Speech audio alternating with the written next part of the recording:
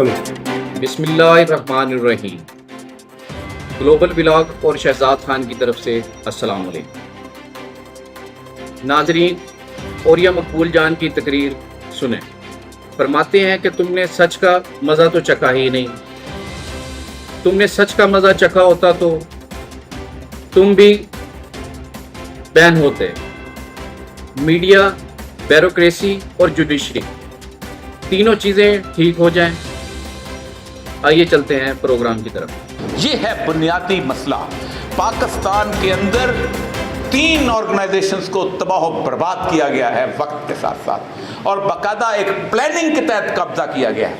अगर कोई शख्स ये कहता है कि पाकिस्तान के अंदर ये अमेरिका से आए हैं, पाकिस्तान के अंदर कब्जा करने के पीछे पूरी दुनिया की एस्टेब्लिशमेंट शामिल है। पेप्सी कोला वाला जो है, उसको बोलो किसी मर्जी से, अपनी मर्जी से किसी टीवी में इश्तिहार दे, नहीं दे सकता। वो पेप्सी इंटरनेशनल को फंड जमा कराता है, और पेप्सी इंटरनेशनल जो है वहां से इश्तिहार देती है कि मैंने समा को इश्तिहार देना है, या मैंने दुनिया को इश्तिहार देना है, या मैंने 92 को इश्तिहार देना है। टोटल कंसोलिडेटेड रकम, टोटल इंटरनेशनल जो उसका है, 1992 में 112 ऑर्गेनाइजेशन थी जो मीडिया कंट्रोल करती थी। 112 का क्लब टुगेदर करो, ये क्या बदमाशी है, खरीदो सबको। रूपर्ट मर्डॉक उदस को उठाया उससे, वहां से न्यूजीलैंड से अखबार बेचता था, आके उसने CNN खरीद लिया, आके उसने जनाब डेली टेलीग्राफ खरीद लिया। 3 कंपनी मेजर रह चुकी हैं जिनके पास दुनिया का 97% मीडिया है। Walt Disney 38%, Rupert Murdoch News Corporation 27%, और उसके बाद टर्नर्स, टीजी टर्नर्स उसकी, और बाकी 2 छोटी छोटी कंपनी। ये कौन लोग हैं जो उठ के अल जज़ीरा पर खरीद लेते हैं? ये कौन लोग हैं? ये मेरे जैसा बंदा जिसको आम आदमी था, जो बेचारा मोटरसाइकिल पे चलता था, अचानक वो टीवी के एंकर बनता है, उसको ब्रांडेड कमीज सलवार पहनी है, ब्रांडेड सूट पहनता है, वो शानदार के उनकी बर्बरी की परफ्यूम लगाता है, फिर 2-3 उसकी गर्लफ्रेंड भी हो जाती हैं, और वो उसके बाद समझता है यार मैं कितनी अच्छी ज़िंदगी गुजार रहा हूँ, क्योंकि जाहिर बात है वो आइकॉन है। और फिर उसके अंदर एक अजीब व गरीब सा साफी खड़े होता है कि जनाब औरिया मकबूल जान और इमरान रियाज जो हैं ये रेटिंग के लिए करते हैं गुफ्तगू के ऊपर। कहते हैं इन्होंने अपने लिए रेटिंग के लिए, सच बोलने को तुम लोग रेटिंग कहते हो। तुम्हें सच बोलना आता ही नहीं है, इसलिए कि तुमने F11 के अंदर तुम्हारा घर बन चुका हुआ है, और तुम्हारे उसके साथ बाकी जगहों पर तुम्हारी जिंदगी की आसाइशें बन चुकी हुई हैं।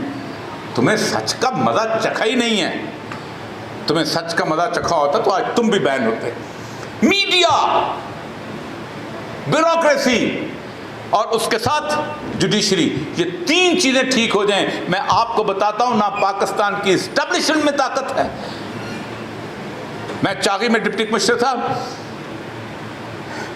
एक स्मगलिंग रूट होता था जिसके ऊपर FC की पोस्टों के ऊपर जिसे कहते हैं चेक पोस्ट होती थी, उसमें एक कप्तान साहब जो थे वो चले गए, उन्होंने जाके तो चेकिंग शुरू कर दी। वो करते ये थे कि वो 1 रुपया होता था, उसको नया नोट कागज़ का, वो हर चेक पोस्ट पे नोट दिखाता था और वो छूट जाता था। वो 1 रुपया रखा था जेब में, वो बेसिकली रदारी होती थी। आखिर में 25,000 रुपये वो दे देता था जाके, अब हिसाब किताब करना। उन्होंने वहाँ जाके देखा, जाके तो उन्होंने उसको कहा दिखाओ, वो पैसे तो ऊपर मिल जाते थे, नीचे नहीं जाते थे। उन्होंने किया ये कि उन्होंने वहाँ पर उसको गाड़ी के ऊपर उसने उसको जब तलाशी लेने की कोशिश की तो गाड़ी उसने भगाई तो वो चेनमैन टूट के उन्होंने पीछे फायर कर दिया पैसेंजर पर। अब बलूचिस्तान में बहुत बड़े घर होते हैं, उनके अंदर वो गाड़ी अंदर चले गई, उसने छुपा लिया उसका। मुझे सुबह कर्नल साहब ने रिपोर्ट भेजी कि हमारे 6-7 बंदे जो हैं उनको इस तरह उन्होंने ज़ख्मी करके गए हैं, और ये और चेन टूट गई। मैं वहाँ गया, वहाँ 3 लोगों को उन्होंने ज़ख्मी कर दिया, मतलब पैसेंजर्स को। ज़ख्मी करने के बाद उन्होंने उसको, बेचारा गरीब आदमी वो इलाज करा था, मैंने उन 6 लोगों के ऊपर 307 का पर्चा काट दिया। कर्नल साहब ने ये किया, हार्बरिंग दी पीपल, उन्होंने उनको लेके एक फ्लैग पास किया पूरे चाबी के अंदर कि ये मैं 5-6 बंदे जिन पे पर्चा कटा है मैं उनको साथ लेके जाता हूँ। मैंने कर्नल साहब पे हार्बरिंग क्रिमिनल्स का पर्चा काटा। अख्तर मैंगल साहब बड़े कमाल, आजकल तो बड़ी और चीज़ें, उस वक्त चीफ मिनिस्टर होते थे, उनको बड़ा लगा, उन्होंने कहा अगर आज मैंने इस DC को चेंज किया तो मेरी तो वोट खत्म हो जाएंगे। They called Nawaz Sharif to send that to change me. और कोर कमांडर साहब वहाँ गए, उन्होंने चेंज किया। नहीं कर सकते अगर आप खड़े हो जाएं पाकिस्तान में सिर्फ 3 लोग, और 3 लोगों को सपोर्ट किसने करना है? आपने। ब्यूरोक्रेसी को आप कहें कि भाई तुम गलत करते हो। मैं एक बताऊं, मैंने एक बंदा आया, उसने मुझे कहा कि फलां जो है तहसीलदार वो मुझे नहीं देता, फ़र्क नहीं देता, मैं क्या करूं? मैंने कहा कितने लोग थे वहाँ? कहते 100 लोग थे। मैंने कहा जाओ उसके मुंह पे थप्पड़ मार के मैं देखता हूँ कैसे तुम्हें फ़र्क नहीं देता। उसे थप्पड़ मारी, वो मेरे पास आया, मैंने कहा मुझे पता है तुम्हें थप्पड़ क्यों पड़ा है, मैं तुम्हारा केस दर्ज नहीं करूँगा, जाओ फ़र्क देख आओ। आप थप्पड़ मारेंगे रिश्वत देने वाले को तो ये मुल्क ठीक होगा। आप थप्पड़, और आप कितने हैं और वो कितने, कभी सोचा है?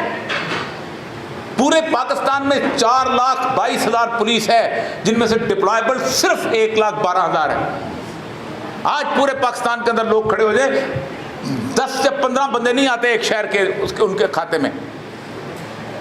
मेरी यही बातें तो उनको अजीब लगती हैं कि लोगों के दिलों से खौफ उतारता है। खौफ बुनियादी तौर पर, फेयर इज द की, खौफ है। हम कहा करते थे जिस दिन पुलिस का डंडा एक आदमी यूं पकड़ लेता है उस दिन ख़त्म हो जाती है। और एक बात, मैं इतना पुरुम्मीद हूँ, मैं इतना पुरुम्मीद हूँ इस मुल्क के मुस्तकबिल से।